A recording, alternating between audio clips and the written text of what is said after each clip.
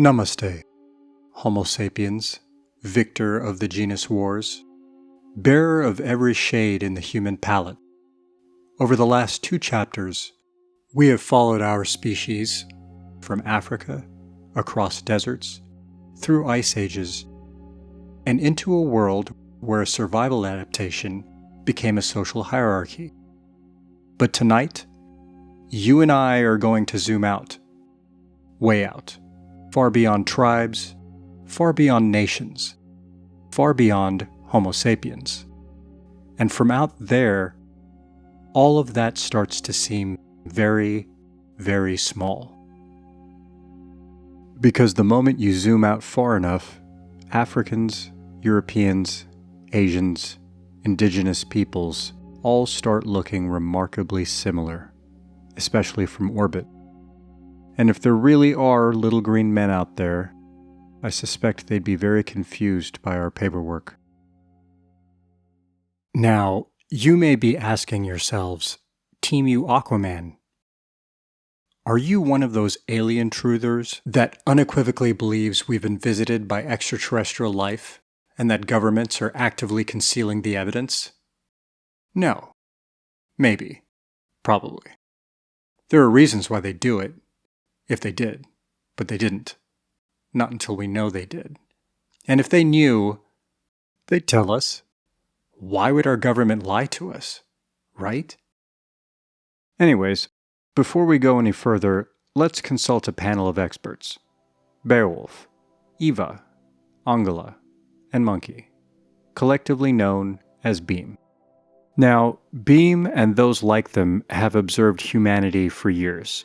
They've watched us argue, compete, form tribes, draw borders, invent categories, and from what I can tell, they remain thoroughly unimpressed. To Beowulf, there are no Africans, no Europeans, no Asians, no indigenous peoples, no conservatives, no liberals, no nations, no races, just humans. One strange species that somehow controls the food supply.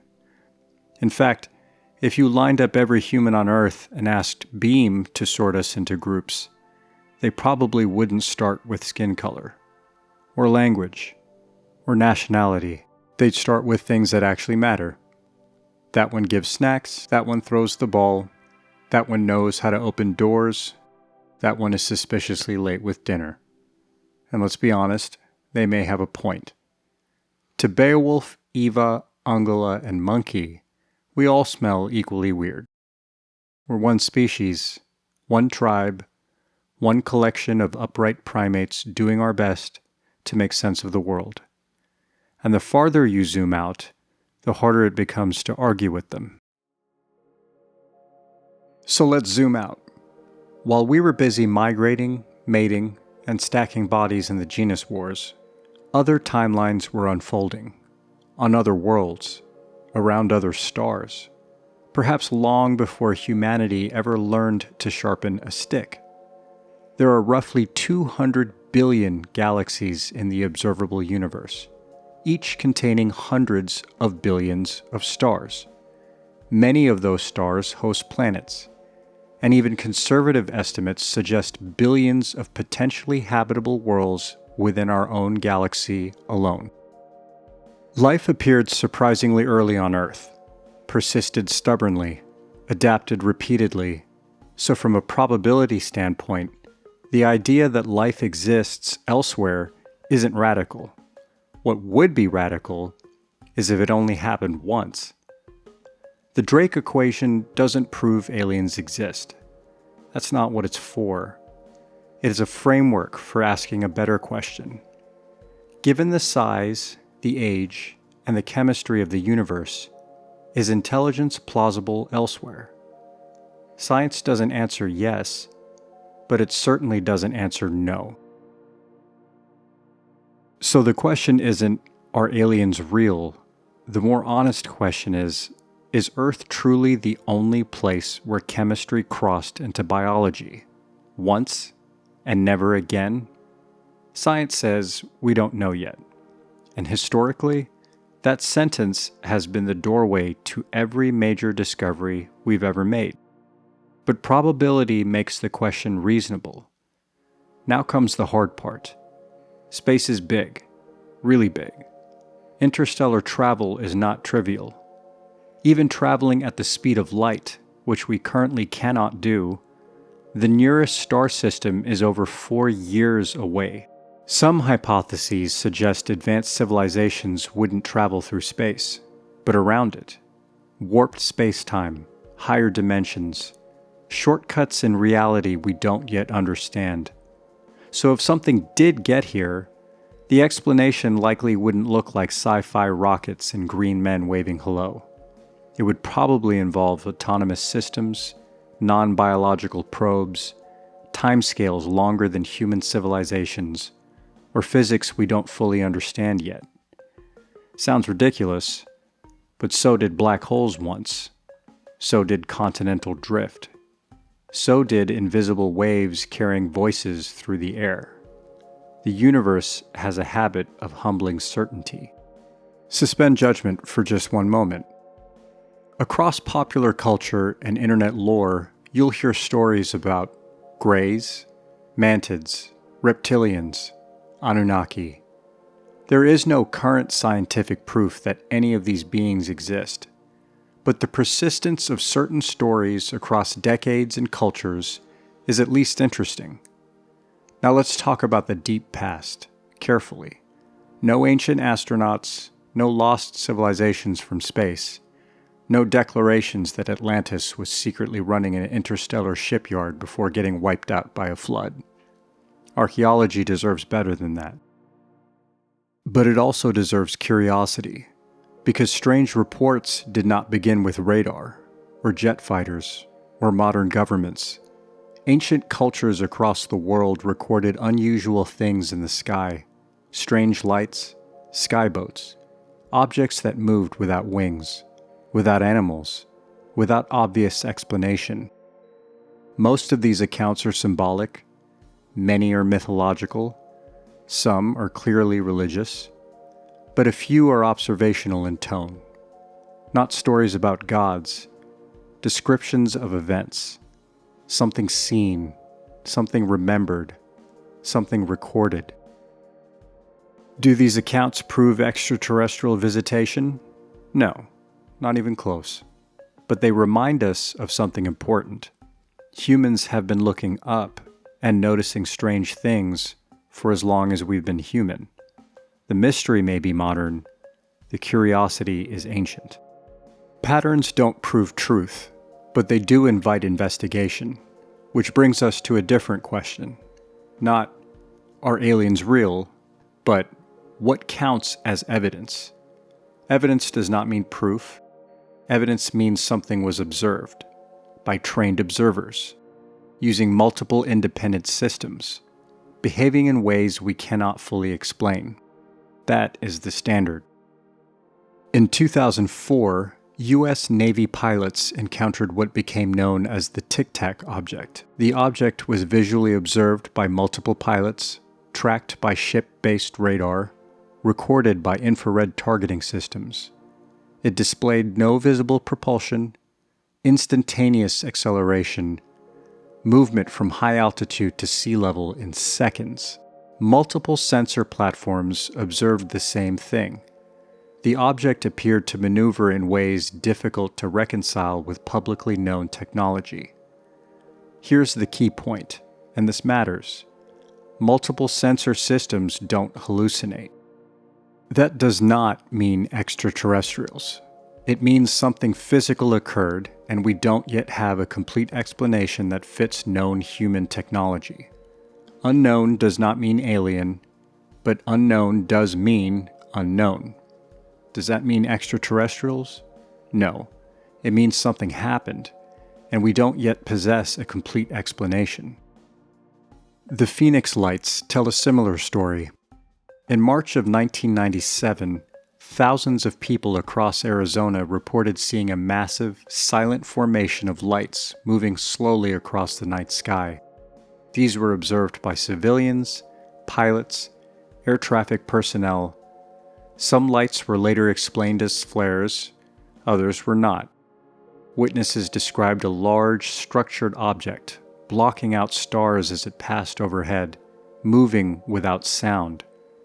The event was widespread, contemporaneous, and well documented. Again, this is not proof of aliens, but it is a documented aerial phenomenon that remains only partially explained. Some observations were later explained, others remain disputed. Again, not proof, but a documented aerial phenomenon that still provokes questions. And these reports aren't isolated to the United States. Similar reports emerge from around the world. Pilots, military personnel, radar operators, civilians. Japan, Brazil, Britain, France, Canada, Israel, Russia, China, different governments, different cultures, different political systems. Yet the unknown appears everywhere. And unknown is the most dangerous category of all. That's why you see UAP task forces, disclosure acts, congressional hearings, and carefully chosen language. Not transparency, translucency. Enough light to see the outline, not enough to see the source. Which leads us to another possibility. Could these sightings simply be ours? Possibly. Could they belong to an adversary? Also possible. History suggests caution. The internet began as a defense project. We've had drones longer than most people realize. Entire technological revolutions often begin behind classified doors. Today's science fiction can become tomorrow's procurement contract. Maybe some sightings represent breakthrough technologies. Maybe they represent sensor errors. Maybe they represent misidentifications. Maybe they represent hoaxes. Maybe they represent something else entirely. The honest answer remains, we don't know. And unknowns make institutions uncomfortable. Governments classify things for a reason. Sometimes that reason is embarrassment. Sometimes that reason is national security. Sometimes that reason is because they genuinely do not know what they are looking at. Defense agencies don't categorize things as interesting. They categorize things as friendly, hostile, or unknown. Not necessarily because anyone has confirmed extraterrestrials, but because unexplained objects moving through a controlled airspace tend to attract attention, especially from organizations responsible for national defense. But let's assume for a moment that intelligent life exists elsewhere. Maybe they're peaceful, maybe they're hostile, maybe they're explorers, maybe they're refugees, or maybe they're so advanced that they barely notice us at all. After all, how much attention do you pay to an anthill? Actually, bad example. Humans have an entire scientific discipline devoted to ants. It's called myrmecology. And if we discovered an anthill on Mars tomorrow, we would lose our collective minds. We'd study it, protect it, argue about it on the internet, write grant proposals about it, make documentaries about it, and somebody would probably try to sell anthill merchandise by Friday. So perhaps the better question isn't whether we're being watched. The better question is how we would respond if we weren't alone. If an intelligent species arrived tomorrow seeking shelter rather than conquest, would we welcome them, fear them, study them, exploit them, ignore them? History suggests we'd probably try all five. Whether the unknown comes from another continent, another culture, another species, or another world, fear spreads faster than understanding. And perhaps that has always been the real lesson. Not of aliens, not of governments, not of unexplained lights in the sky, but of ourselves. You are not the product of a plan. You are the result of what survived. And survival isn't a trophy. It's a crowd. Bacteria beat us to it. Sharks perfected it. Trees mastered patience. So if intelligent life exists elsewhere, Our obsession with skin, borders, flags doesn't look profound. It looks local.